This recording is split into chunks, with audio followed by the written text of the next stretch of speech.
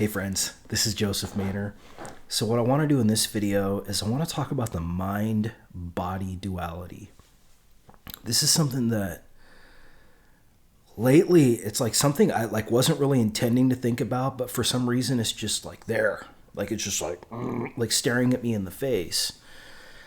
And I'm trying to do other things and think about other things, but I feel like this issue is like representing itself to me in a way that's kind of, all right, I'll do a video on the mind-body dichotomy and just see kind of what happens. So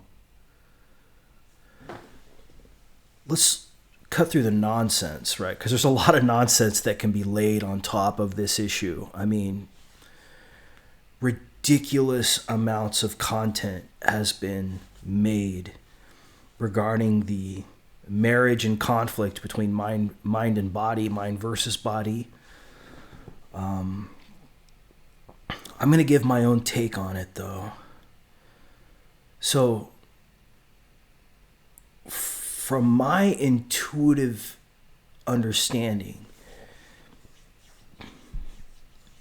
there is what we might call like an ordinary understanding or feeling that I have about mind and body.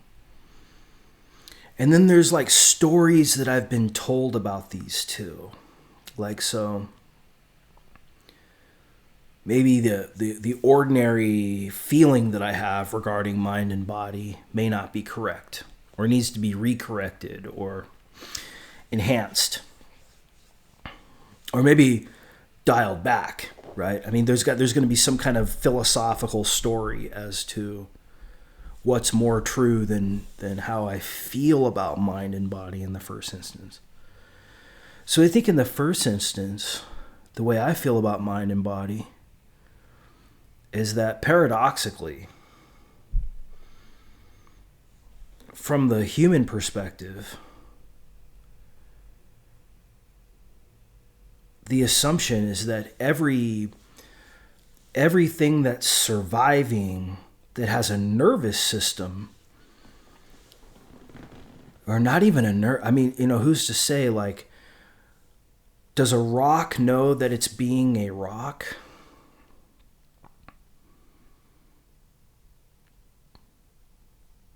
Does a rock have to have some kind of a mind to it?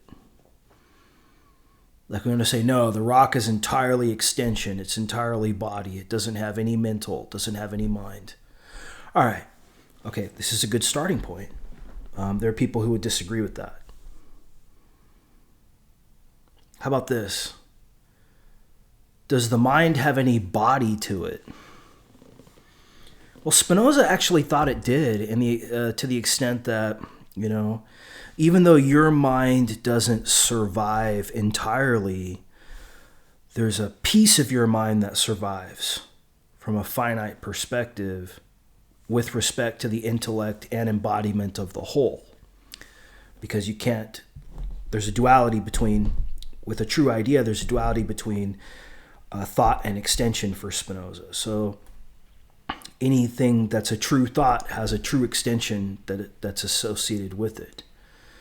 So any kind of true mind has to live on in some, maybe not the way that you intuitively think, but it's got to live on in some way in terms of extension. So there's a little bit of body in mind, or even intellect, curiously enough, for Spinoza. We tend not to think so, right? We tend to think that body doesn't have any mind and mind doesn't have any body. So we want to separate these two things as if they're two entirely ontologically separate things.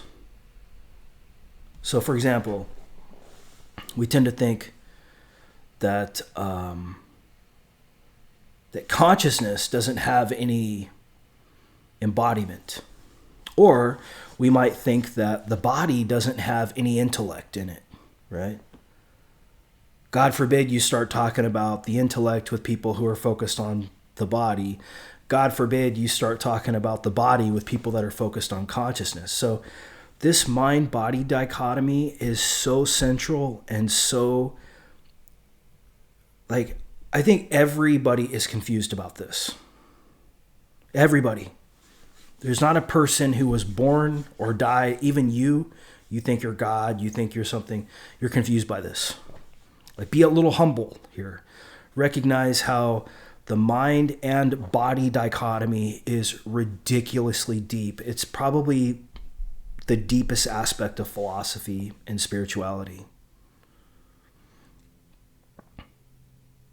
There's no agreement as to what the relation between the mind and the body are. Okay, friends, so this is all by way of introduction. I'm going to come back and we'll continue on. Just give me 1 second. All right, friends, welcome back. So I think one of the ways that we can start this conversation is let's look at space and time, right? Well, we're taught that space is something external and time always exists, whether it's internal or external, right? There's this idea that there's time that's kind of chugging along. There's outer space, which is the space that's external to your mind, as if your mind is in space. And so there's this container metaphor here too that's implied. Is it an analogy or is it a truth? The idea is that the mind is inside, or consciousness is inside. Okay. So we can see right away, wow, this is this idea that we have about ourselves as being a mind-body system presupposes a couple of questions. What is the mind? What is the body? What is the distinction between the mind and the body? Like, we should be able to answer these questions in philosophy or spirituality, one would think.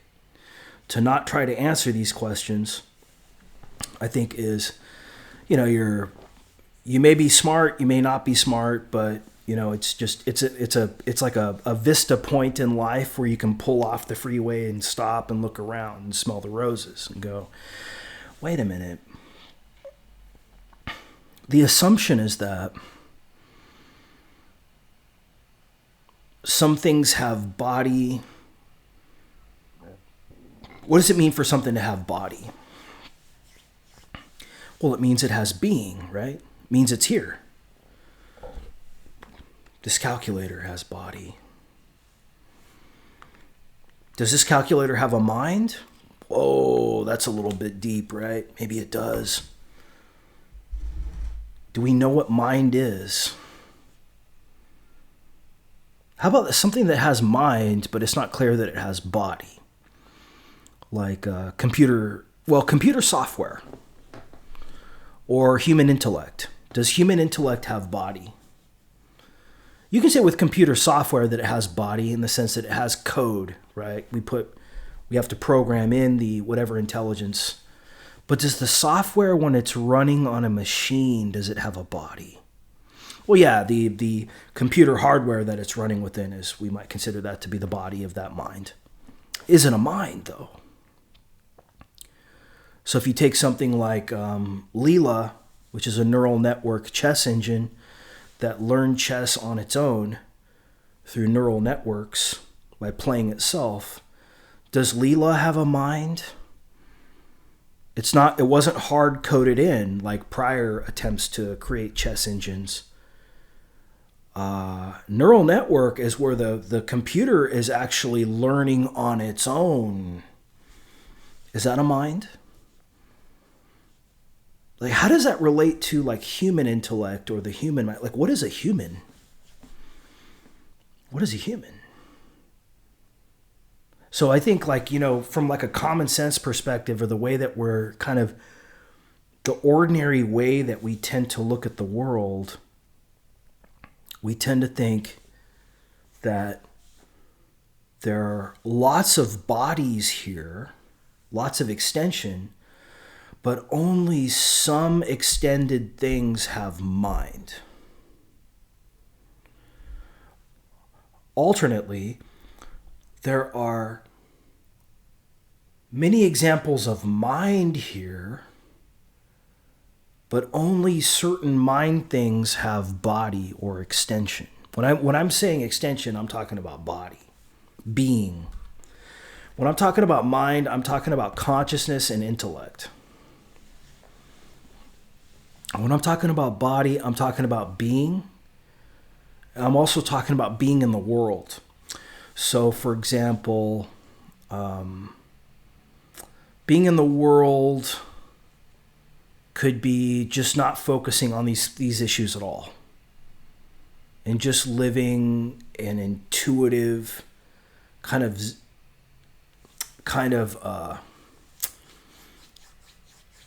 non-philosophical life. Don't confuse this with Zen, please. Zen is much higher than this. Like Zen allows for philosophical issues, but like, I guess you could probably use the word Zen devil, like living like a Zen devil life where you're just like, you know what, or like a nihilist, right? A nihilist, like, we don't know the answer to any of this shit. This is a huge trap, and I'm just gonna be, somebody who just moves on from all this crap, from this philosophy, from this spirituality. That's being in the world.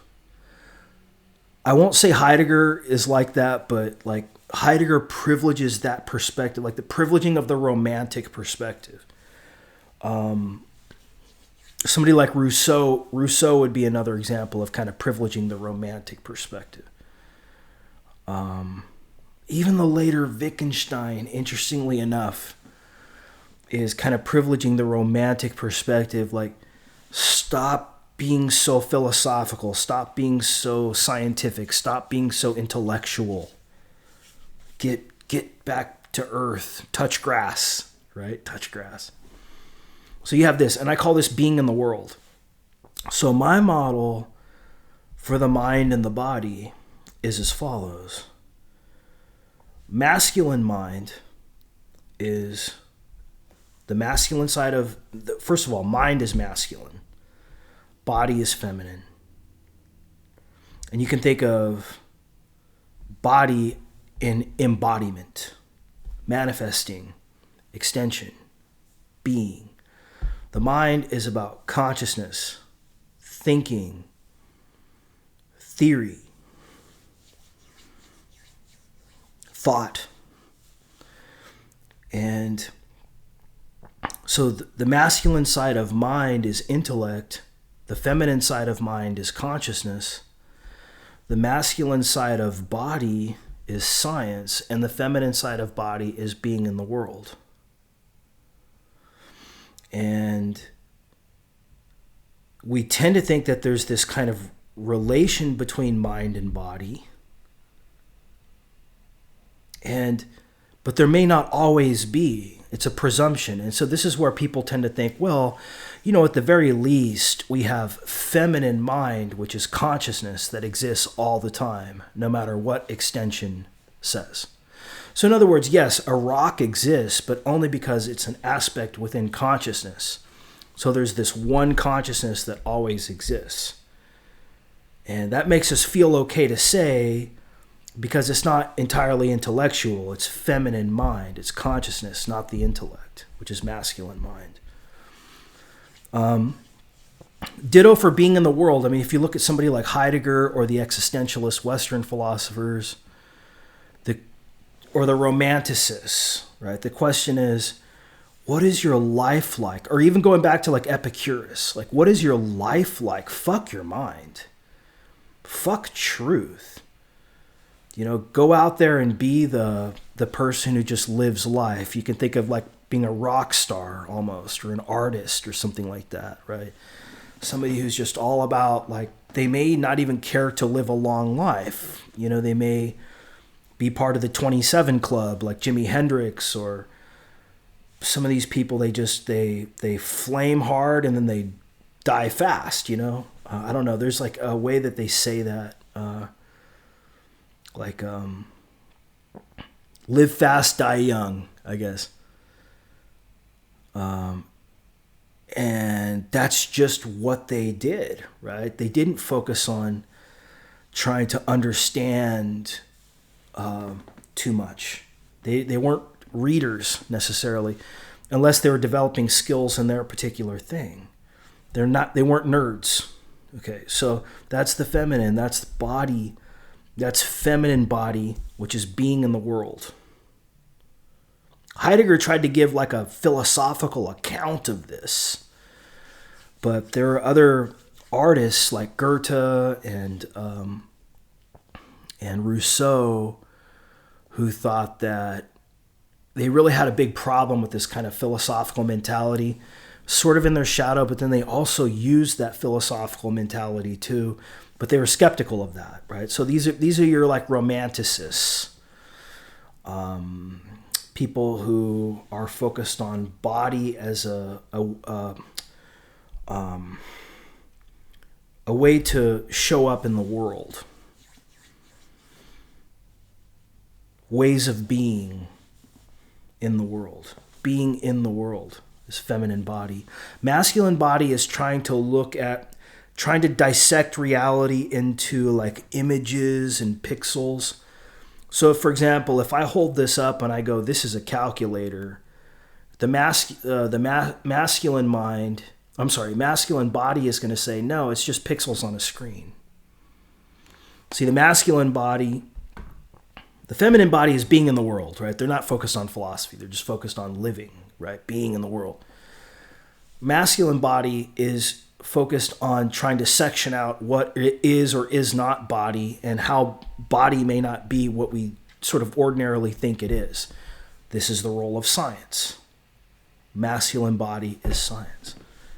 So when I hold up this calculator, right, the masculine body is going to say, that's not a calculator. Maybe to you it's a calculator, but to me it's just an image.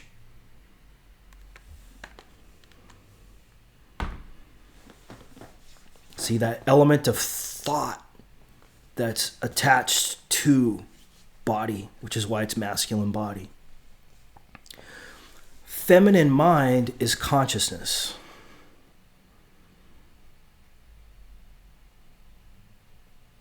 Masculine mind is intellect. So feminine mind is consciousness. Oh, wait a minute. How many consciousnesses can there really be? How do you know that other things are conscious? How do you know that you're conscious?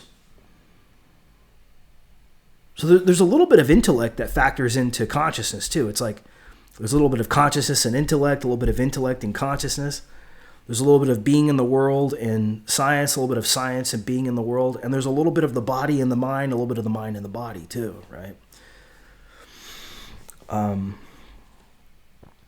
maybe not, and not even, right? You can get to this kind of Zen perspective where you're just like, it's like sitting in a forest and hearing all this cacophony of all these different birds just going like, rah, rah, rah, rah, rah, rah,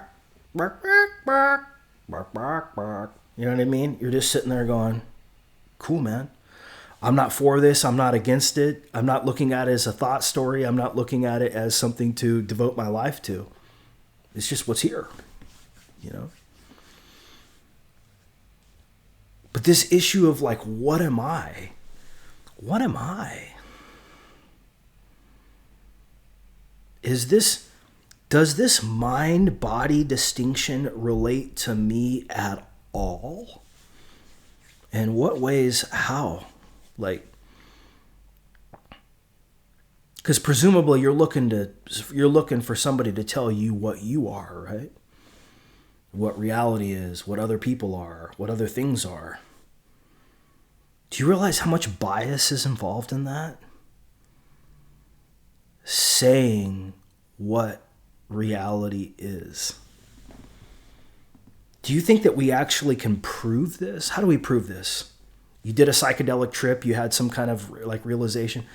Is that better proof than sitting here right now, looking around? Like, what constitutes proof? This is the question of epistemology.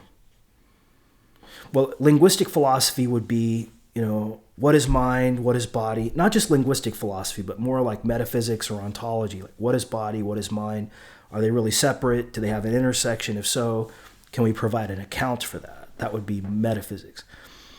Epistemology, though, would be, how do we know metaphysics?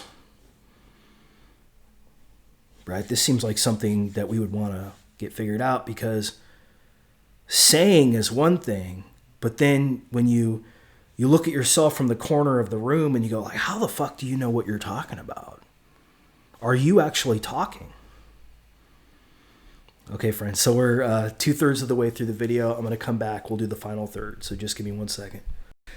All right, friends, welcome back. So I'm going to cut through the bullshit and give you one thesis, is that maybe we're just manipulated by language. Maybe not. So language needing to be finite and have embodiment as language,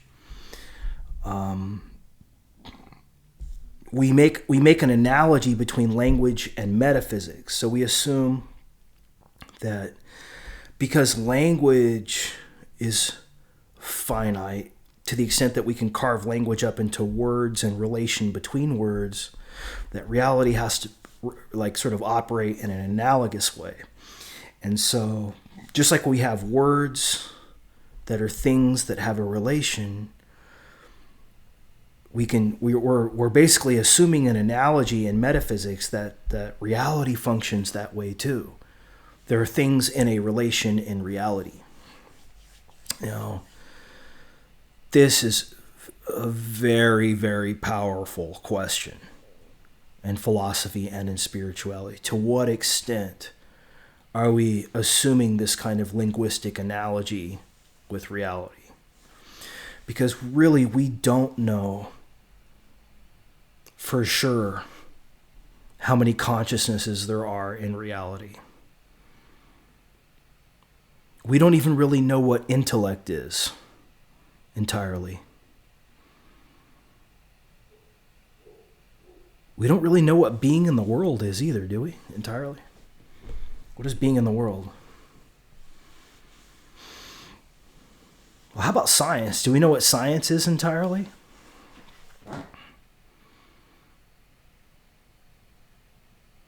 What's the relation between these things? Like, what's the relation between mind and body?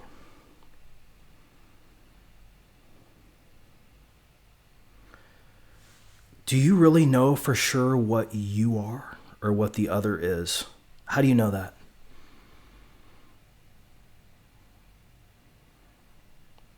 How do you know that the self is not just some kind of a word or an abstraction that doesn't really exist, kind of an analogy? Like, we assume that there's a soul in this calculator, right? There's a brain in this calculator, but is there really? Can you really put consciousness under the lens of science? So consciousness is a species of mind. If you put consciousness under the lens of science, that would be kind of taking body over mind in a certain way. If you put being under consciousness, that means that you're taking mind over body in a certain way. So it's important. This is why I like my model that, you know, you have masculine mind, which is intellect, feminine mind, which is consciousness, masculine body, which is science, and feminine body, which is being in the world. Because a lot of really confusing things happen when we try to dominate the feminine with, we try to dominate body with the feminine mind, which is consciousness. So this would be like Advaita Vedanta. Like, body is an illusion, embodiment is an illusion, it's Maya, from the perspective of feminine mind, which is consciousness. Or we can take a feminine body perspective and use that to dominate masculine mind. So we can take being in the world, which is feminine body, and dominate masculine mind or the intellect. These are your kind of New Agers, right? But it's so interesting. They have the intellect in their shadow, but the worst thing you could be is a philosopher around these people, right? They can't stand philosophy or philosophers. They think it's an error. It's mental masturbation. So it's this kind of Rousseauian kind of let's not think too hard about it. Let's just learn to be and love each other and be in the world in a way where we try to maximize happiness and minimize suffering from a relation standpoint, right? That's feminine body. Masculine body is, I really do want to understand what this is. Do you guys know what this is? Do I know what this is? Yeah, this is the last remaining bit of my tree that actually had to be chopped down in front of my house because it died. But is that what this is from a masculine body perspective? To me, maybe, but to you, what is this? Pixels on a screen? An image, right? You're watching a video. So the masculine gets contemplative and philosophical about body. And that's where we get science. We get this kind of probing answer about what reality is in language, because the intellect is about language and understanding, which is masculine. That's why that science is masculine body. So,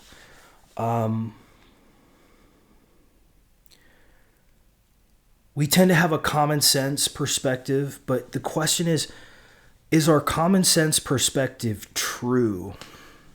And here's one for those of you who think you have the truth. Is your true perspective true? Do you even know what truth is? Like, can we know what truth is without understanding what false is?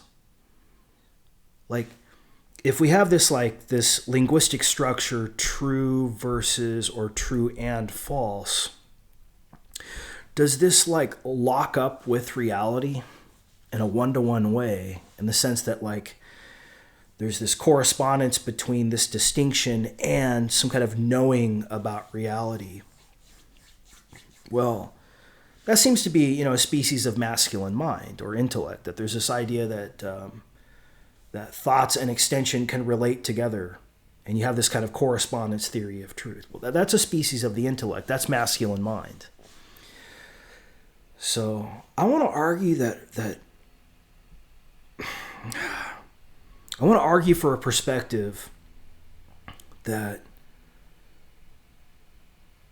various different things participate in various different ways in this model, which allows me to use the model without taking a position on whether a rock has mind. Well, you can say, yeah, obviously the rock has mind. It has consciousness. I mean, well, there's a consciousness that corresponds to the rock. The rock might not have consciousness, but the rock doesn't exist without something being conscious of it. So in some sense, there is an attachment of mind or consciousness, feminine mind, to the rock, which we've sectioned out some kind of visual field to identify the rock as a thing.